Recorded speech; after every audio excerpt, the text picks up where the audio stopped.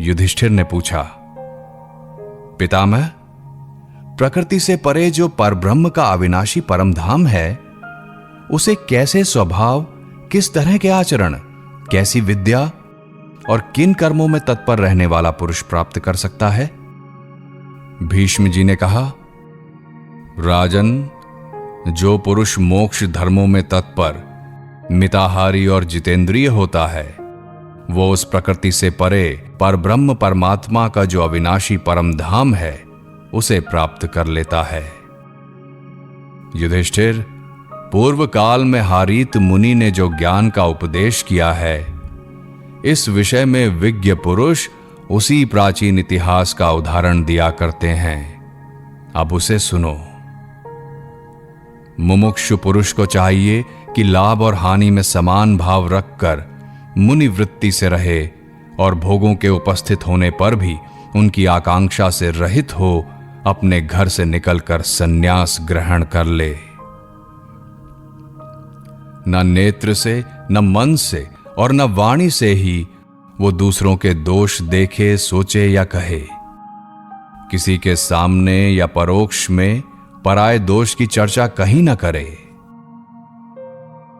समस्त प्राणियों में से किसी की भी हिंसा न करे, किसी को भी पीड़ा न दे। सबके प्रति मित्र भाव रखकर विचरता रहे। इस नश्वर जीवन को लेकर किसी के साथ शत्रुता न करे। यदि कोई अपने प्रति अमर्यादित बात कहे, निंदा या कटुवचन सुनाए, तो उसके उन वचनों को चुपचाप सह ले। किसी के प्रति अहंकार प्रकट न करे। कोई क्रोध करे तो भी उससे प्रिय वचन ही बोले। यदि कोई अपशब्द बोले तो भी उसके प्रति हितकर वचन ही मुंह से निकाले। गांव या जन समुदाय में दाएं बाएं ना करे। किसी का पक्ष विपक्ष ना करे तथा भिक्षा वृत्ति को छोड़कर किसी के यहां पहले से निमंत्रित होकर भोजन के लिए ना जाए। कोई अपने ऊपर धूल या कीचड़ फेंके तो मुमुक्षु पुरुष उससे आत्मरक्षा करे। बदले में स्वयं भी वैसा ही ना करे और ना मुंह से कोई अप्रिय वचन ही निकाले। सर्वदा मृदुता का बर्ताव करे। किसी के प्रति कठोरता न करे। निश्चिंत रहे और बहुत बढ़ बढ़कर बातें न बनाए। जब रसोई घर से धुआं निकलना बंद हो जाए, अनाज कूटने के लिए उठाया हुआ मूसल अलग रख दिया जाए, चूल्हे की आग ठंडी पड़ जाए, घर के लोग भोजन कर चुके हों और बर्तनों का संचार, रसोई परोसी हुई थाली का इधर उधर ले जाया जाना बंद हो जाए, उस समय सन्यासी मुनि को भिक्षा प्राप्त करने की चेष्टा करनी चाहिए। उसे केवल अपनी प्राण यात्रा के निर्वाह मात्र का यत्न करना चाहिए। भरपेट भोजन मिल जाए, इसकी इच्छा नहीं रखनी चाहिए।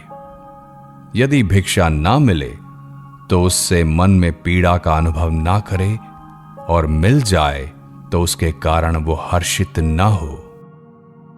लौकिक लाभ की इच्छा ना करे।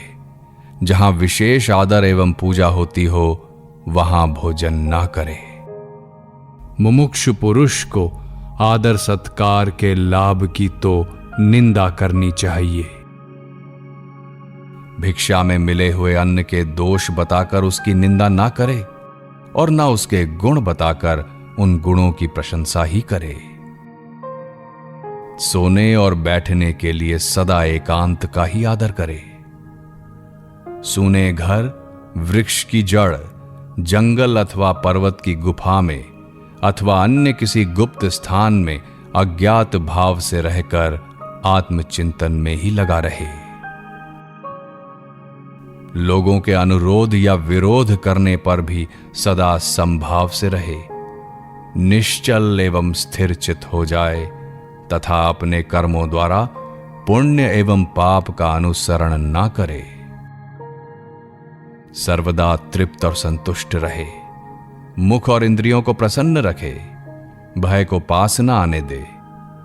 प्रणववादि का जप करता रहे तथा वैराग्य का आश्रय ले मौन रहे।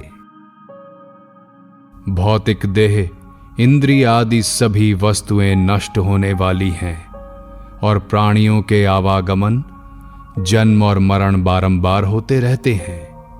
ये सब देख और सोचकर जो सर्वत्र निस्पृह और समदर्शी हो गया है, पके रोटी भात आदि और कच्चे फल मूल आदि से जीवन निर्वाह करता है, आत्मलाभ के लिए जो शांत चित्त हो गया है तथा जो मिताहारी और जितेंद्रिय है, वही वास्तव में सन्यासी कहलाने योग्य है।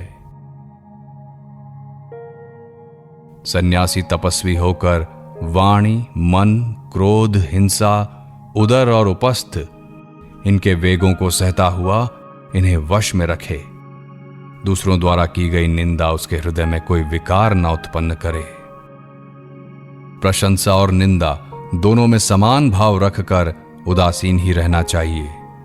संन्यास आश्रम में इस प्रकार का आचरण परम पवित्र माना गया है। सन्यासी को महामनस्वी, सब प्रकार से जितेंद्रिय, सब ओर से असंग, सौम्य, मठ और कुटिया से रहित और एकाग्र चित्त होना चाहिए। उसे अपने पूर्व आश्रम के परिचित स्थानों में नहीं विचरना चाहिए। वानप्रस्थों और गृहस्थों के साथ उसे कभी संसर्ग नहीं करना चाहिए। अपनी रुचि प्रकट किए बिना ही जो वस्तु प्राप्त हो जाए उसी को लेने की इच्छा रखनी चाहिए तथा अभीष्ट वस्तु के मिलने पर उसके मन में हर्ष का आवेश नहीं होना चाहिए। ये संसार आश्रम ज्ञानियों के लिए तो मोक्ष रूप है, परंतु अज्ञानियों के लिए श्रम रूप ही है।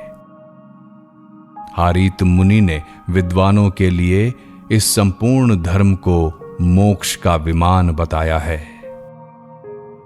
जो पुरुष सबको अभयदान देकर घर से निकल जाता है, उसे तेजोमय लोकों की प्राप्ति होती है तथा वो अनंत परमात्म पद को प्राप्त करने में समर्थ होता है। इति हारीत गीता संपूर्णा।